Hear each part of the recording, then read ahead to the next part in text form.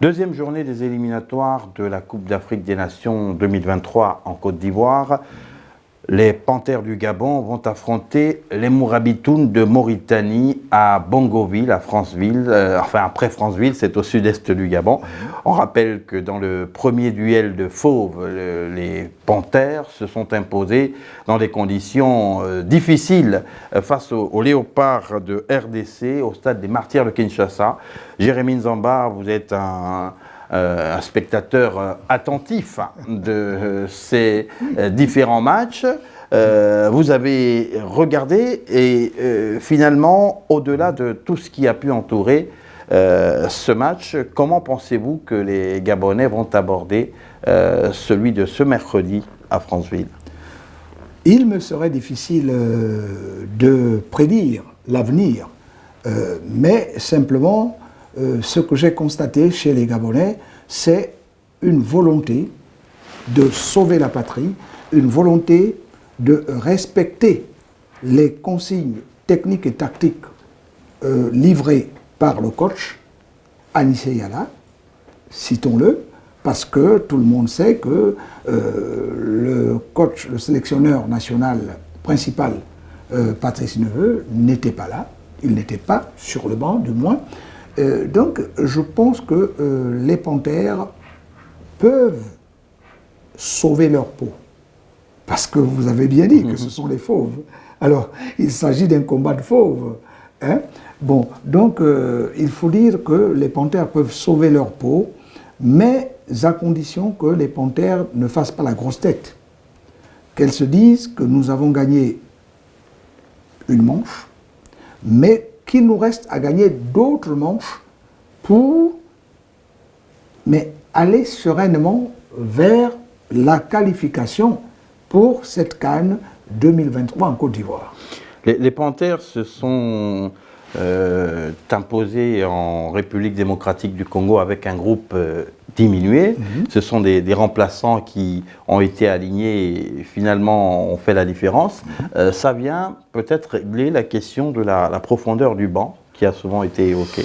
Bon, il faut dire, hein, moi-même ayant pratiqué le football, il faut dire que quand on est souvent au banc ou quand on n'est pas souvent appelé, lorsqu'on est une fois appelé ou une fois mis sur le terrain, honnêtement, psychologiquement, on a envie de démontrer ou de prouver de quoi on est capable.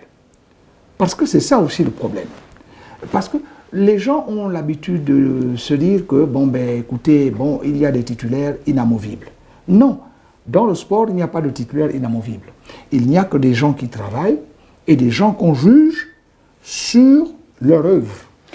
Et donc, il y a des jeunes qui sont arrivés, qui en réalité n'avaient pas encore beaucoup d'expérience, mais qui avaient simplement la volonté de s'affirmer.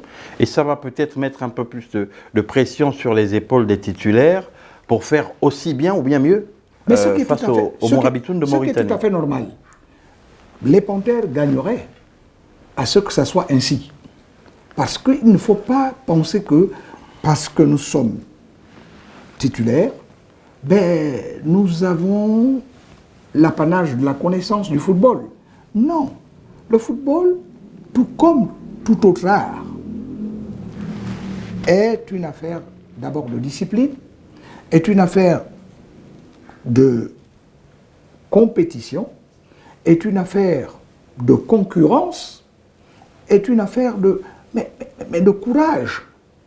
Donc, on ne peut pas s'asseoir sur des certitudes en se disant, puisque moi je suis titulaire, bien, personne d'autre que moi ne peut remplir ma tâche. Non.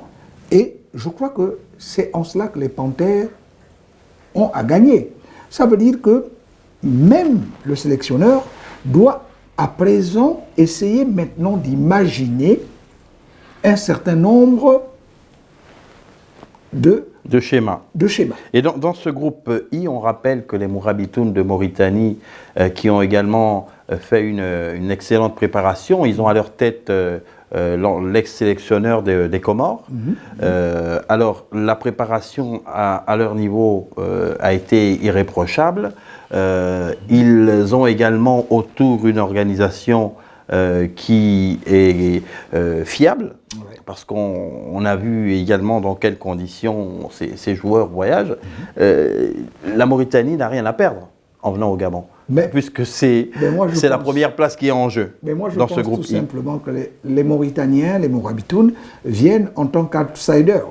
Mais le problème des outsiders, c'est qu'il faut souvent faire attention à eux, parce que ce sont des gens qui sont capables souvent de déjouer les pronostics. Non pas pour aller jusqu'à remporter la coupe, mais simplement pour se faire un nom. On l'a vu, vous avez cité les Comores, on a cité le Cap-Vert, Madagascar. Bon, tout ce monde-là, ce sont des outsiders que nous avons vus arriver dans une compétition, non pas avec les faveurs de pronostic, mais simplement en tant qu'outsiders. Or, à la réalité des faits, mais ce sont des équipes qui se sont manifestées et qui ont montré de quoi elles étaient capables. La Guinée équatoriale également. Mais il faut bien qu'on la cite. La Guinée équatoriale qui s'est ressaisie en battant la Libye 2 buts à 0. Alors, les Panthères du Gabon vont jouer à Franceville ou au stade de Bongoville, si je ne m'abuse. Je crois que c'est à Franceville. Hein. À Franceville. Les Panthères vont jouer à Franceville sur un terrain... Bongoville étant simplement le lieu de regroupement. Parce que le stade de Franceville est un stade, je crois, d'entraînement qui n'est même pas reconnu par les instances fêtières de football. D'accord. Donc les Panthères jouent à Franceville avec l'avantage du public, avec également cette pression dont vous avez parlé, avec pour enjeu de ravir la première place du groupe à la Mauritanie. Quelles sont les clés de match, les clés du match selon vous? Les clés du match, c'est quoi? C'est que déjà les Panthères vont renforcer, parce que ce n'est plus une équipe de 17 qu'on a vue au Stade des Martyrs à Kinshasa, c'est maintenant une équipe complète. Ça veut dire qu'il y a les 5 autres qui étaient restés en rade, excusez-moi l'expression, qui étaient restés en rade, qui sont arrivés et qui ont complété le groupe. Et il n'y a pas que les joueurs, mais il y a aussi que toute l'équipe technique, le staff technique, est actuellement avec les Panthères. Donc, ce qui fait que les Panthères peuvent partir un peu gonflées, si vous voulez que je m'exprime ainsi. Elles peuvent partir un peu gonflées, mais attention, il faut qu'elles prennent l'affaire à bras-le-corps et qu'elles se disent que certes, elles ont la possibilité ou les possibilités de se hisser au premier rang du groupe I, mais il faut qu'elles fassent assez attention parce que le management est une toute autre chose. On rappelle au passage, c'est une parenthèse que les Congolais, la FECOFA, a porté une réserve auprès de la FIFA par rapport à un joueur gabonais dont le test PCR n'avait pas la validité de 24 heures. Ce sera sans conséquence. Vous savez.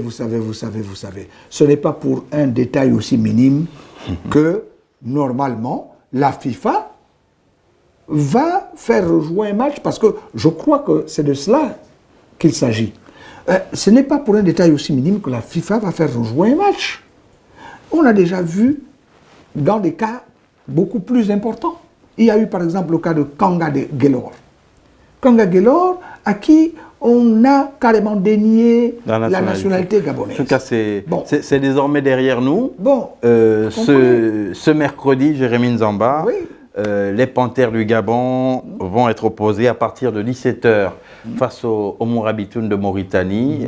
Tous les Gabonais, les 2 millions de Gabonais vont avoir les yeux rivés sur ce match. Mais il y aura aussi, bien sûr, d'autres matchs à travers les stades du continent africain. Merci à vous d'avoir accepté donc de répondre à notre invitation. Mais dites-leur que les Gabonais sont encore dans la fièvre du match du Stade des Martyrs. De la précédente victoire. Ah oui. Écoutez, à très vite pour certainement le résumé de cette rencontre. Très bonne suite de programme sur Proximité Web TV.